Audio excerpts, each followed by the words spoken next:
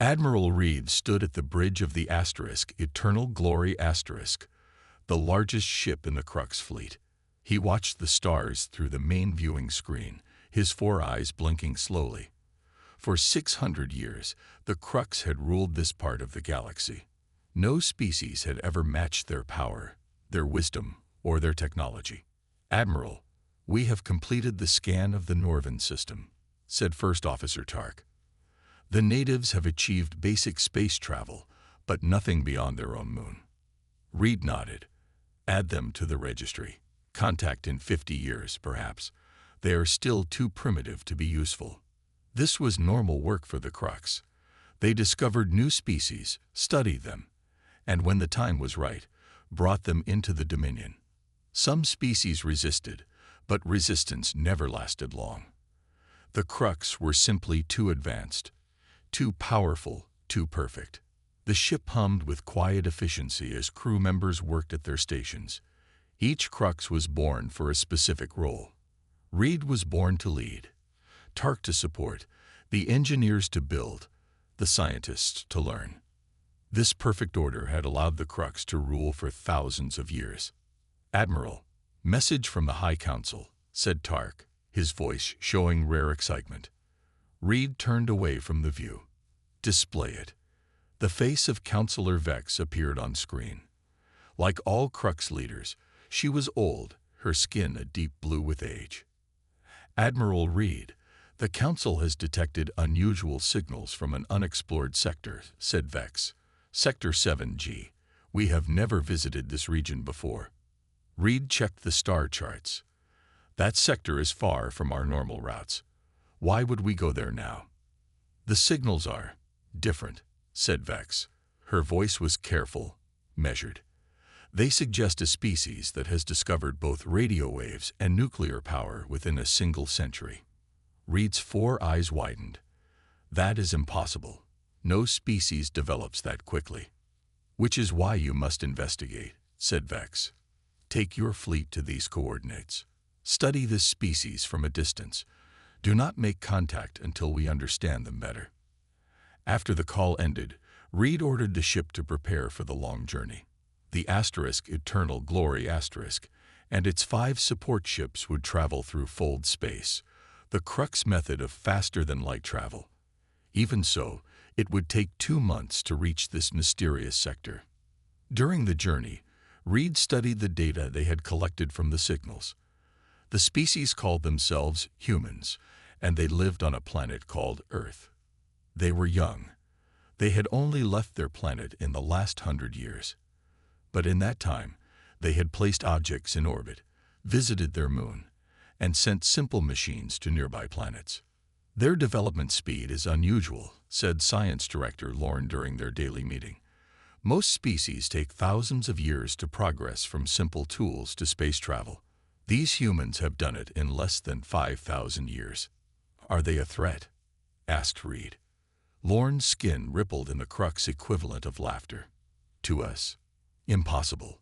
They are still using chemical rockets. Their most advanced computers are toys compared to ours.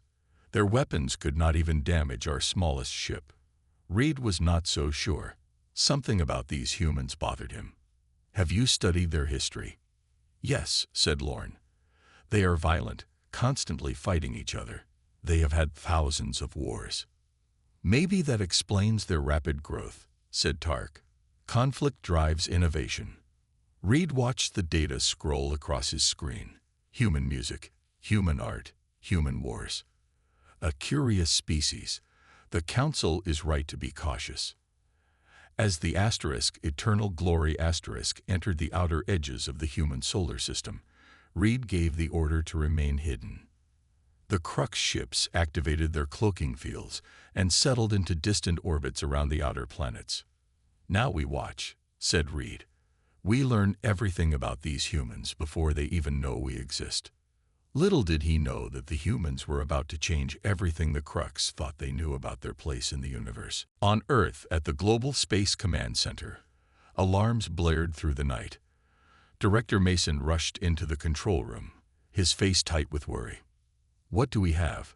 he asked, looking at the main screen. Controller Patel pointed to the strange readings. "Sir, we detected unusual energy signatures near Jupiter. They appeared suddenly, then vanished. But they're still there. Our new deep space sensors can detect their heat." Mason studied the readings. After 20 years working in space defense, he had never seen anything like this. Could it be natural? "No, sir," said Patel. "The patterns are too regular. These are ships, and they're watching us." Within hours, world leaders gathered in an emergency meeting. For the first time in human history, there was proof of intelligent alien life, and that life was hiding at the edge of the solar system. "We need to make contact," said Commander Wilson, head of the newly formed First Contact Division. She was calm, even as others argued for caution or military action. If they wanted to attack us, they would have done it already. After days of debate, Wilson's plan was approved. Earth would send a single ship, the Horizon Asterisk, to meet the visitors. The Horizon Asterisk was humanity's most advanced vessel, able to reach Jupiter in just 2 weeks using the new fusion drive. As the Horizon Asterisk approached Jupiter's orbit, Admiral Reed watched from the Eternal Glory Asterisk. "These humans are more advanced than we thought," he said, noticing the ship's speed. "That propulsion system is only a few hundred years behind our own." First Officer Tark looked concerned. "They've detected us. Our cloaking technology has never failed before." "These humans are full of surprises," said Reed. "We should report to the Council." But before he could send the message, the human ship transmitted a simple greeting in all known formats: radio waves, light signals, and even basic mathematical sequences. The Council's orders had been clear: observe only. But now that they had been discovered, Reed had to decide. After careful thought, he ordered the Eternal Glory Asterisk to decloak. The human ship's sensors recorded everything as the massive Crux vessel appeared, seemingly out of nowhere. On the Horizon Asterisk, Commander Wilson and her crew stared in awe at the alien ship. It was larger than any human structure ever built. "Open a channel," Wilson ordered. "All frequencies, all formats." When the Crux responded, their first message was simple: "We are the Crux. We rule this galaxy. Why have you come to meet us?" The meeting was arranged on neutral ground, a small station the Crux built quickly in orbit around Jupiter. Commander Wilson led a team of 5 humans, while Admiral Reed brought 3 Crux officials. The Crux were tall, blue-skinned beings with 4 eyes and 6-fingered hands. They moved with perfect grace and spoke with careful precision. "Your species is young," said Reed, looking down at the humans. "You have achieved much in a short time, but you have much to learn." Wilson nodded politely. "We are eager to learn. That's why we're here." The talks continued for hours. The Crux explained their history, how they had ruled for thousands of years, how they had guided hundreds of species. They spoke of their achievements, their perfect society, their advanced technology. Then Wilson surprised them. When the Crux mentioned a mathematical problem their scientists had been working on for decades, she quickly sketched a solution on a simple tablet. Reed stared at the human's work. "This cannot be correct. Our finest minds have struggled with this problem." "We tackle problems differently," Wilson said. "Sometimes a fresh perspective helps." The Crux delegation withdrew to discuss in private. "This is unexpected," said Science Director Lorne. "They think in ways we do not." Reed nodded slowly. "The Council must be informed. These humans are not like other species we have encountered." When the meeting ended, the humans returned to the Horizon Asterisk, and the Crux to their fleet. As they parted, Wilson offered a final thought. "We look forward to learning from you, Admiral, and perhaps you might learn something from us as well." Reed watched the small human ship depart. For the first time in his long life, he felt something new: uncertainty. The Crux High Council chambers fell silent as Admiral Reed finished his report. The 12 council members sat motionless, their blue skin almost gray in the dim light. "You allowed them to see us," said Counselor Vex, her voice cold. "That was not your decision to make." Reed stood tall despite the criticism. "They detected us through our cloaking field. No species has ever done that before." This caused murmurs among the council. Science Counselor Morn leaned forward. "How is this possible? Our technology is perfect. The humans think differently," Reed explained. "They built sensors that work on principles we never considered, and that is just the beginning of their surprises." Over the next weeks, the Crux began a thorough study of human history and culture. They sent small, hidden probes to Earth, collected all human broadcasts, and analyzed everything they could find. Science Director Lorne presented his findings to Admiral Reed aboard the Asterisk, Eternal Glory Asterisk. "It is most troubling," Lorne said, displaying images of Earth's history. 200 years ago, they traveled by horse. 100 years ago, they flew in primitive aircraft. 50 years ago, they reached their moon. And now they have detected our cloaking technology." Reed watched the rapid progress of human development with growing concern. No species should advance this quickly. "There is more," said Lorne. "They are not specialized like us. Each human can learn many different skills. They adapt quickly to new situations, and they think in ways that seem random." Meanwhile on Earth, a team of scientists led by Professor Gray worked to understand the Crux technology they had glimpsed during the meeting at Jupiter. Gray was older than most of his team, with wild white hair and endless energy. He paced around his lab, pointing at screens showing Crux ship designs. "Their technology is amazing, but predictable," he told his team. "They build everything using the same principles. Once you understand those principles, you can guess how all their systems work." Gray's team worked day and night, making rapid progress in understanding Crux science. When Commander Wilson visited the lab, Gray showed her a working model of a Crux communication device.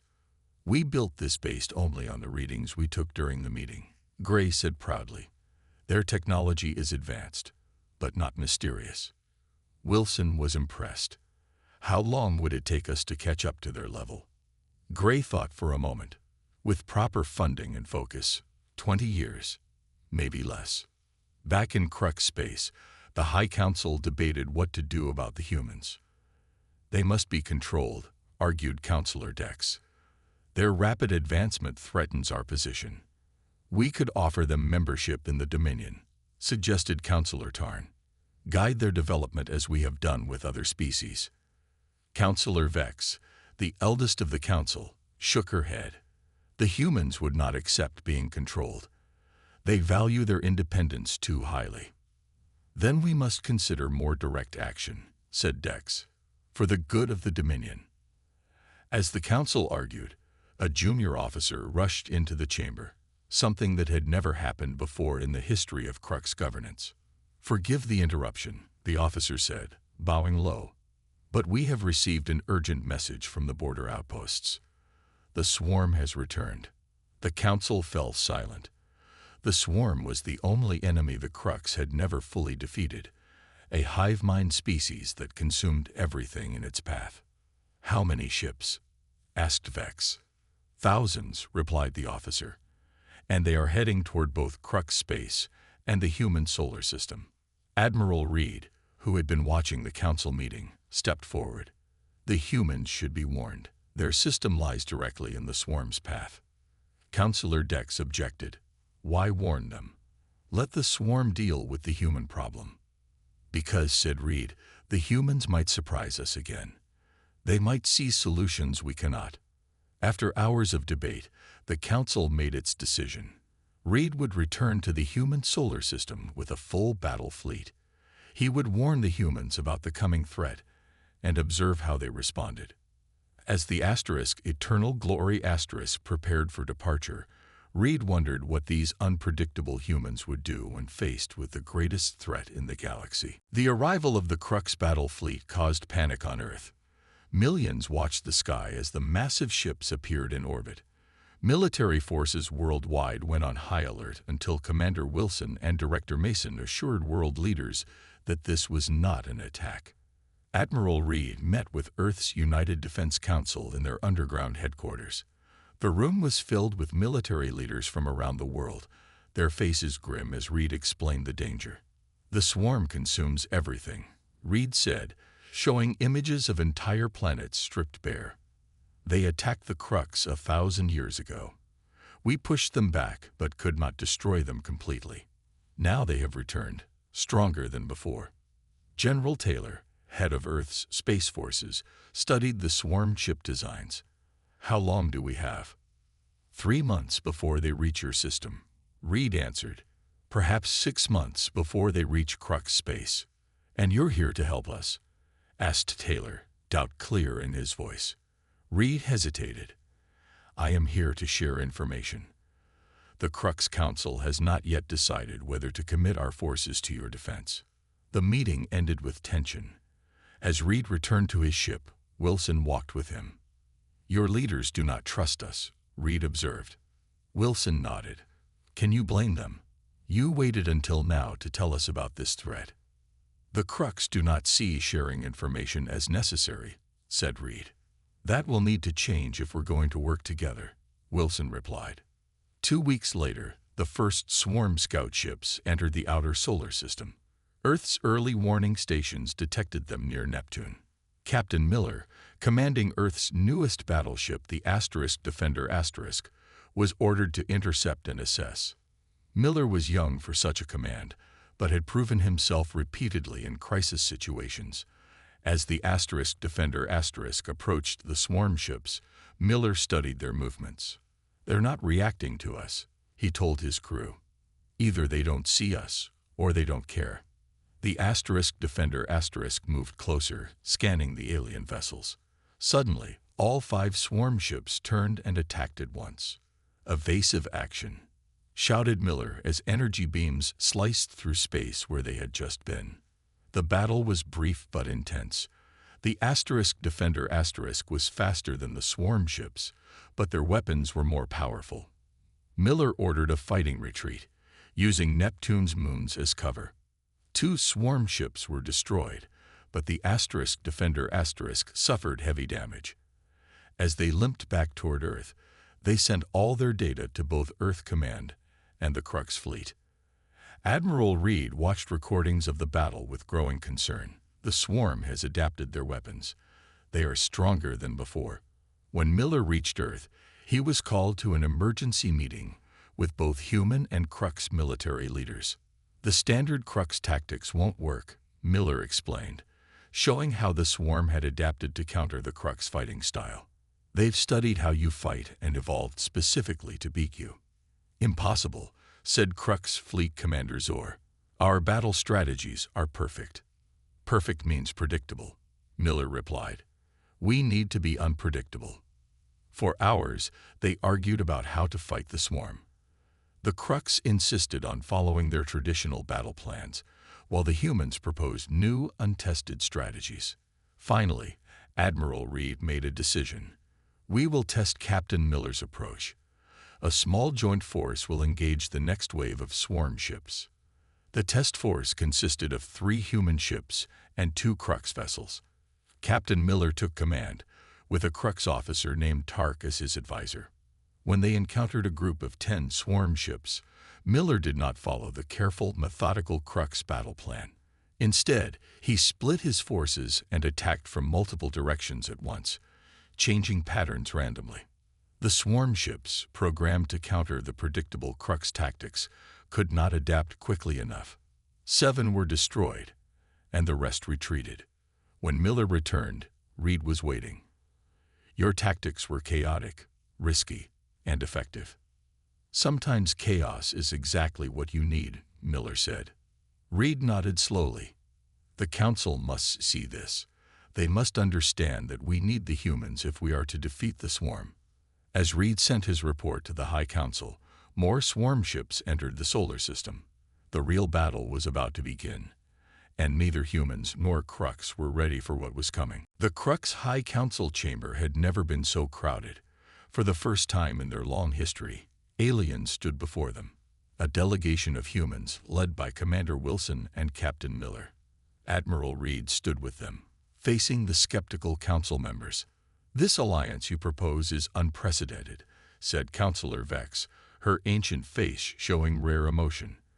"The Crux have never fought alongside another species as equals." "Then perhaps that is why you have never fully defeated the swarm," Wilson replied calmly. The council muttered at this boldness, but Reed stepped forward. "The evidence is clear. In 12 engagements using human tactics, we have defeated swarm forces that our traditional methods could not stop." After hours of debate, the council finally agreed. The Crux would form an official alliance with humanity against the swarm threat. Both species would share technology and fight together. On Earth, Engineer Thomas led the joint technology team. Thomas was practical and hands-on, preferring to build things rather than talk about them. He worked directly with Crux engineers to combine their advanced materials with human design approaches. "Your ships are more powerful than ours," Thomas explained to his Crux counterpart, "but they're too rigid in their design. We need flexibility." The Crux engineer, Kell, watched as Thomas sketched a new hybrid ship design. "This would never be approved by our traditional builders," Kell said. "That's exactly why it might work against the swarm," Thomas replied with a smile. "They won't expect it." Within weeks, the first hybrid ships were ready, smaller than Crux vessels, but faster and more maneuverable, with weapons that could change configuration during battle to prevent the swarm from adapting. As human and Crux forces trained together, cultural exchange began. Humans were fascinated by Crux art and philosophy, developed over thousands of years. The Crux were puzzled but intrigued by human music, emotion, and creativity. Admiral Reed found himself spending more time with Commander Wilson, learning about human history and customs. "Your people value individual choice," Reed observed during one conversation. "This seems inefficient." Wilson smiled. "But it creates diversity of thought. When we face a problem, we come up with many possible solutions, not just the perfect one. This is why you advance so quickly," Reed realized, "and why you fight so effectively against the swarm." The major test of the alliance came when a large swarm fleet approached Mars. 20 hybrid ships led by Captain Miller engaged them, using tactics that changed constantly during the battle. From the command center on Earth, Reed and Wilson watched as Miller's forces confused and split the swarm, then destroyed them section by section. "They cannot adapt to what they cannot predict," said Reed, beginning to understand the human approach. The victory at Mars changed everything. The Crux Council formally recognized humans as equals, something no other species had achieved in their long history. Councillor Vex herself traveled to Earth to meet with world leaders. In a historic ceremony, she presented humanity with access to the Crux knowledge archives, containing science and history spanning thousands of years.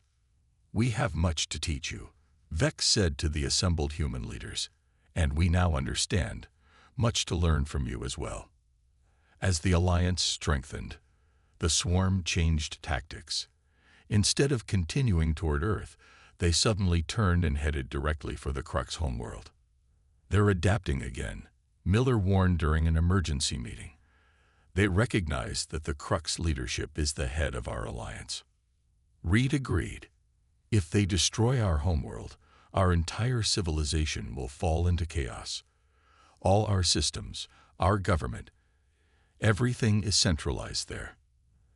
"That centralization is a weakness," said Wilson. "Humans have learned to build resilient, distributed systems because of our history of conflict." Reed looked at the humans around the table. Wilson, Miller, Thomas, and others who had fought alongside the Crux.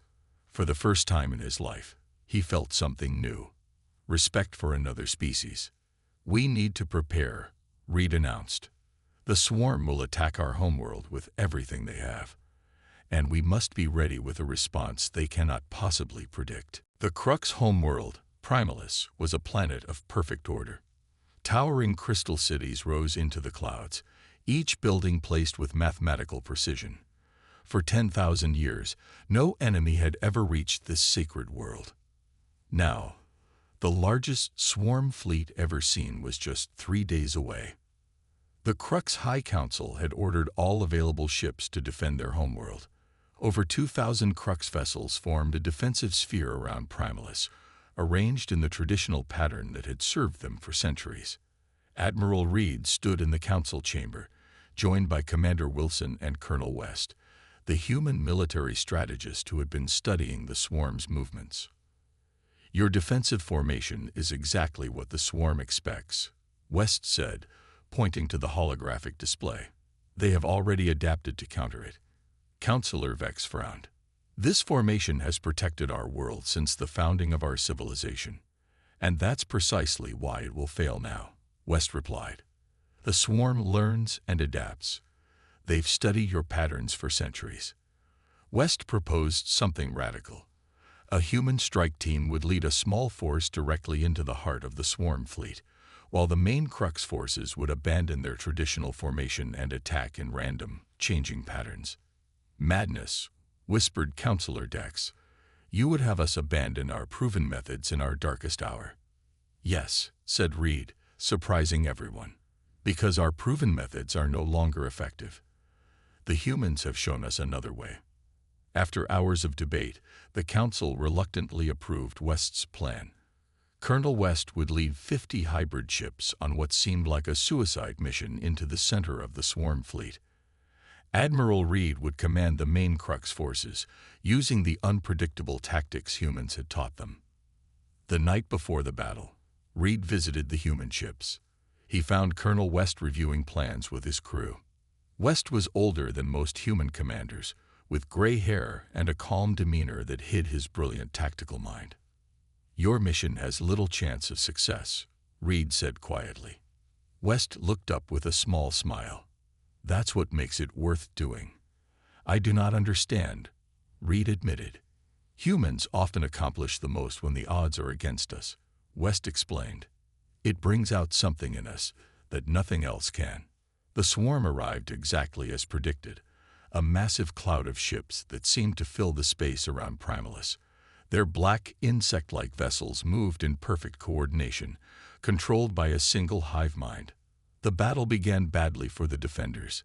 Even with their new tactics, the Crux ships struggled against the overwhelming numbers. Several cities on Primalis were hit by swarm weapons, their perfect structures burning. In the command center, Counselor Vex watched in horror. "We are losing." Reed remained calm. "Wait for West." Colonel West's 50 ships had disappeared into the massive swarm fleet hours earlier. Many believed they had been destroyed immediately, but suddenly, explosions bloomed deep within the swarm formation. West had identified the swarm's communication nodes, the ships that relayed the hive mind's orders. His small, fast vessels had slipped through the swarm's defenses and were destroying these key targets one by one. "Now," Reed ordered, and the Crux fleet abandoned all formation, attacking in the chaotic, unpredictable style that humans had taught them. With their communication disrupted by West's team, the swarm ships began to move erratically, no longer coordinating their actions. But the victory came at a terrible cost. One by one, West's ships were destroyed. His final transmission came as his ship flew directly into a massive swarm command vessel. "For Earth and Primalis," were his last words before his ship exploded, taking the swarm commander with it. The remaining swarm ships, cut off from the hive mind, were quickly destroyed or scattered. On Primalis, crowds gathered in the damaged streets, watching the sky where human ships had sacrificed themselves to save the Crux homeworld. In the council chamber, Counselor Vex stood before Admiral Reed and Commander Wilson. For the first time in recorded history, a Crux leader bowed to another species. "Colonel West and his crew gave their lives for our world," Vex said, her voice shaking with emotion, something rare for the Crux. "We did not believe any species could match our courage or wisdom. We were wrong." 1 year after the Battle of Primalis, humans and Crux gathered on Earth for a historic ceremony. The Great Plaza in the rebuilt United Nations headquarters was filled with representatives from both worlds. Admiral Reed stood beside Commander Wilson on the central platform. Both wore ceremonial uniforms, Reed in the deep blue of the Crux fleet, Wilson in the silver gray of Earth's Space Command. "I never imagined standing on your world as an ally," Reed said quietly. Wilson smiled. "And I never imagined aliens would be so much like us, despite your blue skin and extra eyes." The crowd fell silent as Counselor Vex and Earth's president walked onto the platform together. Between them, they carried a crystal sphere, the symbol of the new Galactic Council that would unite both civilizations. "Today marks the beginning of a partnership unlike any in the history of our species," the president announced. "Together, we will rebuild what was damaged and explore what remains unknown." Counselor Vex, who had lived for over 500 years, looked out at the mixed crowd of humans and Crux. "For thousands of years, the Crux believed we were the pinnacle of evolution, that no species could match our achievements. We were wrong." She placed her six-fingered hand on the crystal sphere. "Humans have taught us that perfection can be a weakness. It was their unpredictability, their adaptability, and their courage that saved us all." After the ceremony, the real work began. The remaining swarm forces were scattered but not completely destroyed. Small groups still attacked outlying colonies of both species. But now, human and Crux ships hunted them together. On Mars, Engineer Thomas oversaw the construction of the first joint colony. Designed with both Crux efficiency and human creativity, the dome cities became a symbol of what the two species could build together. "We use Crux materials and human design," Thomas explained to visitors. "They last longer than anything we could build alone." The technology exchange transformed both civilizations.